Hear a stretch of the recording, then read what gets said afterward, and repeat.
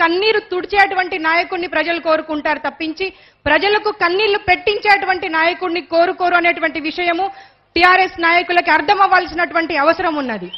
కేసీఆర్ ఏమనుకున్నాడు, నేనే రాజునింగా తెలంగాణ తీసుకొచ్చాను కాబట్టి నేను రాజును, నా కొడుకు తర్వాత మళ్ళీ రాజరికం ఉంటుంది, మా రాజవంశము కాబట్టి ప్రజలను ఏ రకంగా ఇబ్బందులు పెట్టినా గానీ అడిగే నాదుడు ఉండడు, వాళ్ళని ఏ రకంగా తొక్కినా గానీ వాళ్ళు సహిస్తారు, భరిస్తారు తప్పించి నోరు మెదపి మాట్లాడరు అనేటువంటి ఆలోచనతోనే ముందుకు వెళ్తా ఉన్నాడు.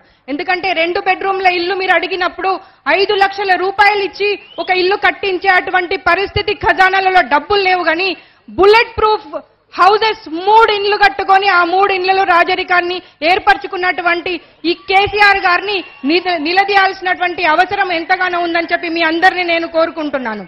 ఇవాళ పేపర్లో మీరు చూసుంటారు, ప్రతి నియోజకవర్గంలో ఒక ఎమ్మెల్యేకి ఒక ఇల్లు కట్టడం జరిగింది.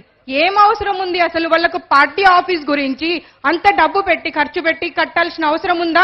అదే ఇల్లు లేకుండా బాధపడుతున్నటువంటి ప్రజలు ఉన్నారు, మీరు మీకోసం ఇల్లు కట్టాల్సినటువంటి అవసరం ఉన్నది.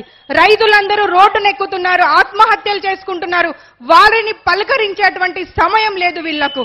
కానీ మిగతా విషయాలపైన దృష్టి పెట్టడానికి బుల్లెట్ ప్రూఫ్ హౌసెస్ కోసం కానివ్వండి, 2 కోట్లు పెట్టి బస్సులు కొనుక్కోవడానికి కానీ వాటికి మాత్రం ఖజానాలో డబ్బు ఉంది.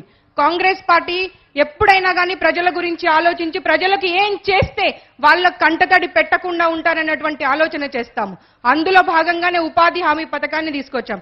ఇవాళ పేపర్లో చూస్తే హరీష్ రావు గారు, అంతేకాకుండా ఇక్కడ స్థానిక ఎంపీ గారు ఉపాధి కూలీలతో మాట్లాడేటువంటి విషయాన్ని చూసాము. ఉపాధి కూలీలు ఇంతవరకు మీకు గుర్తుకు రాలేదా? ఇవాళ మీకు ఉపాధి కూలీలు గుర్తుకొచ్చారా? ఉపాధి కూలీలు వాళ్ళ కష్టాలు చెప్పుకుంటా ఉంటే మేము తీర్చుతామంటున్నారు. అసలు మీ చేతిలో ఏముందయ్యా బాబు? అది కేంద్రం తీసుకొచ్చినటువంటి పథకము. కేంద్రం దగ్గర కావలసినటువంటివి మాట్లాడేటువంటి దమ్ము లేదు మీకు. మీరు చేయనటువంటి విషయాలను మీరు చేస్తానని చెప్పుకొని ఇప్పుడు అంటే ప్రజలు ఎక్కడ మా నుండి దూరం అవుతున్నారు అన్నటువంటి భయంతో హామీలు ఇస్తున్నారు. కాబట్టి మనం అందరము సామాన్య మధ్యతరగతికి సంబంధించినటువంటి వాళ్ళము. 60 సంవత్సరాలలో కాంగ్రెస్ ఇచ్చినటువంటి పాలన చూసాము, ఇప్పుడు 4 సంవత్సరాల నుండి ఇస్తున్నటువంటి పాలన చూస్తున్నాము. ఇప్పుడు ఆలోచించాల్సిన అవసరము మీ పైన ఉన్నది.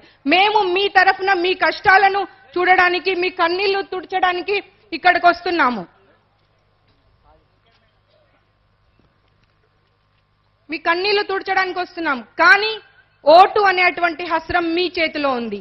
మీ కన్నీళ్లు తుడిచిన వాళ్ళెవరు, కంటతడి పెట్టించిన వాళ్ళెవరు అనేటువంటి ఆలోచన చేసుకోవాల్సినటువంటి అవసరం మీ పైన ఉన్నది. కాబట్టి ఆలోచన చేసుకోండి. ఈరోజు మహిళా దినోత్సవం కాబట్టి చాలా మంది మహిళా సోదరిమణులు ఉన్నారు. అందరికీ నా తరఫున మహిళా దినోత్సవ శుభాకాంక్షలు తెలుపుతూ ఒక్క మాట గుర్తు చేసుకోండి. మీరు రాజశేఖర్ రెడ్డి గారు ముఖ్యమంత్రి అయిన తర్వాత గ్రూప్ల పేరిట మనందరినీ గ్రూప్స్ గా చేసి ఆర్థికంగా మనం అందరం పైకి ఎదగడానికి ఎంత అవకాశం ఇచ్చారు. రుణాలు ఇచ్చారు మనకు 5 లక్షల వరకు. దానికి వడ్డీ కూడా ప్రభుత్వమే భరించింది. కానీ 4 సంవత్సరాల కాలంలో మీకు అభయహస్తం పెన్షన్స్ రావట్లేదు, అంతేకాకుండా రుణాలు రావట్లేదు. మీరు కట్టినటువంటి డబ్బులు కూడా ప్రభుత్వమే ఉపయోగించుకొని వడ్డీలకు తిప్పుకుంటున్నారు, వేరే అవసరాలకు తిప్పుకుంటున్నారు. కాబట్టి వనపర్తి డిక్లరేషన్ లో మేము చేసినటువంటి విషయాల గురించి పెద్దలు పిసిసి ప్రెసిడెంట్ గారు మీతో మాట్లాడతారు.